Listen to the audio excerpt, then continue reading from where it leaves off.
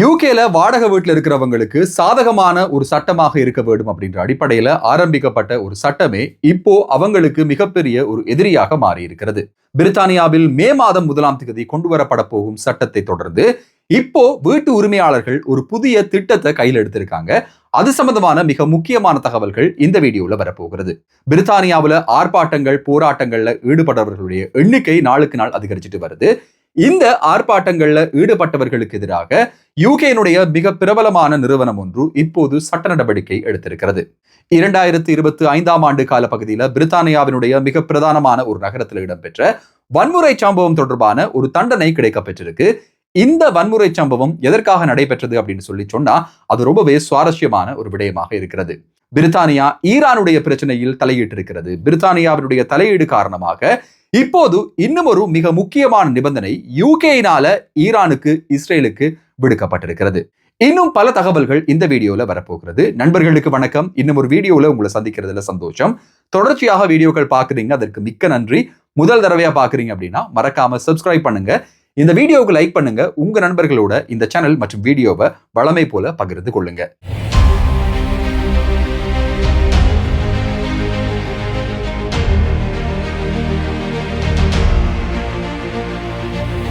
யூகேல வாடகை வீட்டுல குடியிருக்கிறவங்களுக்கு சாதகமான ஒரு சட்டமாக இருக்கும் அப்படின்ற அடிப்படையில ரெண்டர்ஸ் ரைட் பில் பிரித்தானியாவில் அறிமுகப்படுத்தப்பட்டது. நீண்ட காலமாக பல வருஷங்களாக பேச்சுவார்த்தையில் இருக்கிற இந்த திட்டமானது மே மாதம் 1ஆம் தேதி 2026ஆம் ஆண்டு சட்டப்பூர்வமாக வருகிறது அப்படின்ற ஒரு அடிப்படை தகவல் வெளியிடப்பட்டிருந்தது. நம்ம சேனலையும் நிறைய வீடியோக்களை நம்ம இதை பத்தி பேசியிருக்கோம். இது இப்படி இருக்கும்போது இந்த சட்டம் இந்த வாடகை வீட்டுல இருக்கிறவங்களுக்கு சாதகமான ஒரு விஷயமாக இல்லாம இதுவே இப்போ ஒரு பாதகமான விடயமாக மாறி இருக்கிறது. இந்த சட்டம் வருவதற்கு முன்னாலேயே பலர் வீடுகளை விட்டு வெளியேற்றப்படுகிறார்கள் அப்படின்ற ஒரு தகவலை வாடகை வீட்டில் இருக்கிறவங்களுக்கான ஒரு யூனியன் வெளியிட்டிருக்கிறது. அக்கௌண்ட் அப்படின்ற ஒரு யூனியன் இந்த தகவலை வெளியிடுகிறது. ஏற்கனவே அறிவிக்கப்பட்டதுபடி மே மாதம் 1ஆம் தேதி 2026ஆம் ஆண்டுக்கு பிறகு பிரித்தானியாவில் இந்த வாடகை வீட்டில் இருக்கிறவங்களை எந்த விதமான காரணமும் இல்லாமல் நோ ஃபால்ட் எவிக்ஷன் அப்படின்னு சொல்லக்கூடிய செக்ஷன் 21ல வெளியேற்ற முடியாது அப்படின்றது இந்த சட்டத்தினுடைய பிரதானமான ஒரு சட்டமாக இருக்கு. இதை தாண்டி இன்னும் பல சட்டங்கள் இருக்கு. உதாரணமாக பெட்ட வீட்டுக்குள்ள கொண்டு வர முடியாது அப்படின்ற மாதிரியான சட்டங்களை இனிமேல் லேண்ட்லார்ட்ஸ் வைக்க முடியாது அப்படின்ற மாதிரியாக இந்த சட்டத்தினுடைய எல்லை மிகவும் அதிகமாக நீண்டு கொண்டே போயிருந்தது. இந்த சட்டத்திற்கு தயாராகும் முகமாக யூகேல இருக்கக்கூடிய லேண்ட்லார்ட்ஸ் இப்போ வீட்டை விட்டு வெளியேற்றதுல மிக மும்முரமாக ஈடுபட்டு கொண்டிருக்காங்க அப்படின்ற ஒரு தகவல் தான் வெளியிடப்பட்டிருக்கு. இதுவரை காலமும் 5க்கு 1 அப்படின்னு சொல்லி கொடுக்கப்பட்டிருந்த இந்த செக்ஷன் 21 நோ ஃபால்ட் எவிக்ஷன் ஆனது இப்போது 5க்கு 3 வீடுகளுக்கு கொடுக்கப்பட்டிருக்கு. லேண்ட்லார்ட்ஸோட சரியான முறையில உறவுகளை பேணாதவர்கள் இன்னும் சில காரணங்களுக்காக வீடுகள்ல அதிகப்படியான வாடகைகளுக்காக விடலாம் அப்படின்ற நம்பிக்கையோட இந்த வீட்டு உரிமையாளர்கள் இப்படியான ஒரு விஷயத்தை கையில் எடுத்திருக்காங்க அப்படின்ற ஒரு தகவல் மிகுந்த ஆச்சரியத்தையும் அதே நேரம் ஒரு அச்சத்தையும் ஏற்படுத்தி இருக்கிறது. வாடகை வீட்டில் இருக்கிறவங்க இதுவரை காலமும் நிறைய பிரச்சனைகளை சந்திச்சு வந்தாங்க. இவங்க எந்த விதமான தவறுகள் செய்யாத போதும் இவங்களை வீட்டை விட்டு வெளியேற்ற முடியும் அப்படின்ற ஒரு சட்டம் இருந்து வந்தது. இந்த சட்டம் லேபர் அரசாங்கத்தினுடைய மிக முக்கியமான ஒரு தீர்மானமாக அல்லது அவர்களுடைய அரசியல் வாக்குறுதியாக இருந்து இப்போது மாற்றப்படுவதாக அறிவிக்கப்பட்டிருந்தது. மே மாதம் 1ஆம் தேதி வரையில பிரித்தானியாவில் இருக்கக்கூடிய வீட்டு உரிமையாளர்களுக்கு இப்போ இருக்கக்கூடிய சட்டம் தான் செல்லும். அதாவது காரணங்கள் இல்லாம வீட்டை விட்டு வாடகை வீட்டில் இருக்கிறவங்களை வெளியேற்ற முடியும் அப்படின்ற ஒரு சட்டம். இந்த சட்டம் முடிவுக்கு வரதுக்கு முன்னால இப்போ பலரும் வீட்டை விட்டு வெளியேற்றப்படுவதாகவும் இவர்கள பலர் இப்போது தற்காலிக தங்குமிடங்கள்ல தங்க வைக்கப்பட்டிருப்பதாகவும் கவுன்சில்கள் மிக மும்முரமாக செயற்பட்டு இந்த மக்களுக்கான தங்குமிடங்களை ஏற்படுத்தி கொடுக்கிறது அப்படின்ற ஒரு தகவலும் வெளியிடப்படுகிறது. ஸ்கில் ஒர்க்கர்ஸ் ஆகவோ அல்லது டெம்பரரி ரெசிடென்ட் ஆகவோ யூகேல இருக்கிறவங்களுக்கு இந்த பெனிஃபிட் செல்லுபடியாகாது. இந்த பெனிஃபிட் இவங்க எடுக்க முடியாது அப்படின்றதுனால இவர்களும் மிகப்பெரிய ஒரு இன்னலை சந்திச்சிட்டு இருக்காங்க. பிள்ளைகளுடைய ஸ்கூல் ஒரு வேலை தளத்தை சார்ந்த இடங்கள்ல வாடகைக்கு இருக்கிறவங்களுக்கு இது மிகப்பெரிய ஒரு தலையடியாக மாறி இருக்கு. லேண்ட்லார்ட் சார்பாக என்ன சொல்றாங்க அப்படின்னா இந்த சட்டம் வருமாக இருந்தா ஏற்கனவே இருக்கக்கூடிய பிரச்சனைகளோட ஏற்கனவே இருக்கக்கூடிய முரண்பாடுகளோட இந்த டெனன்ட்ஸை தொடர்ச்சியாக தங்க வைக்கிறது மூலமாக மிகப்பெரிய ஒரு சிக்கல் வரலாம்.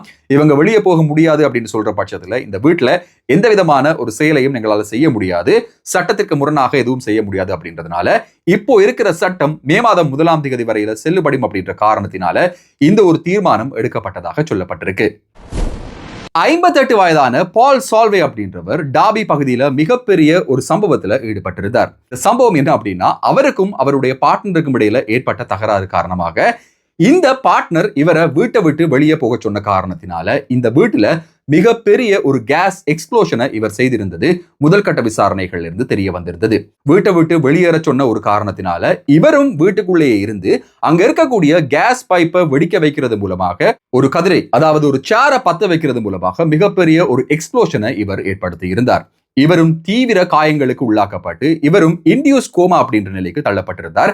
இவருக்கு கோமா ஏற்படுத்தப்பட்டு இவருக்கு வலி நிவாரணம் செய்யப்பட்டது அப்படின்றதும் மிக குறிப்பிட்டு சொல்ல வேண்டிய ஒரு விஷயம். இந்த பகுதியில இருந்த பலருக்கும் இது தாக்கத்தை ஏற்படுத்தி இருந்தது. இந்த பகுதியில இருந்த 6க்கும் மேற்பட்ட வீடுகளுக்கு இந்த தாக்கம் ஏற்பட்டிருந்ததாகவும் இந்த பகுதியில பல குடும்பங்கள் தற்காலிக குடியிருப்புகளுக்கு மாற்றப்பட்டதாகவும் அந்த காலங்களில் அதிகமாக பேசப்பட்டிருந்தது. இந்த தாக்குதலினுடைய தீர்ப்பு இப்போது வெளியிடப்பட்டிருக்கு. 11 ஆண்டுகள் வரையில சிறை தண்டனை விதித்து இவருக்கு தீர்ப்பளிக்கப்பட்டிருக்கு. பொதுமக்களுடைய உடைமைகளுக்கு சேதம் ஏற்படுத்தியமை, தற்கொலைக்கு முயன்றமை போன்ற பல்வேறு குற்றச்சாட்டுகள் இவர் மீது விதிக்கப்பட்டு இவருக்கு 11 ஆண்டுகள் சிறை தண்டனை விதிக்கப்பட்டிருக்கு.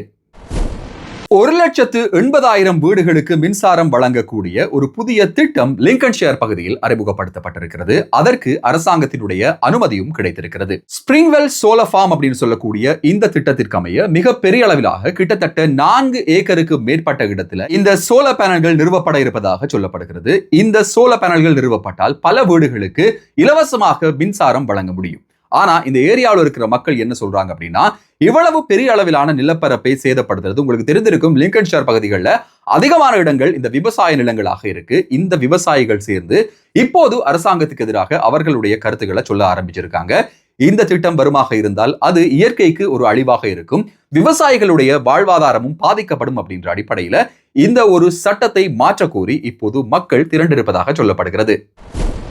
ஈரானுக்கும் அமெரிக்காவுக்கும் இஸ்ரேலுக்கும் அரபு நாடுகளுக்கும் இடையிலான போரின் போது மிக முக்கியமான ஒரு தீர்மானம் எட்டப்பட இருந்தது. ஹார்மோஸ் நீரிணை திறக்கப்பட வேண்டும் அப்படின்ற கோரிக்கைக்கு ஈரான் சம்மதம் தெரிவித்தது.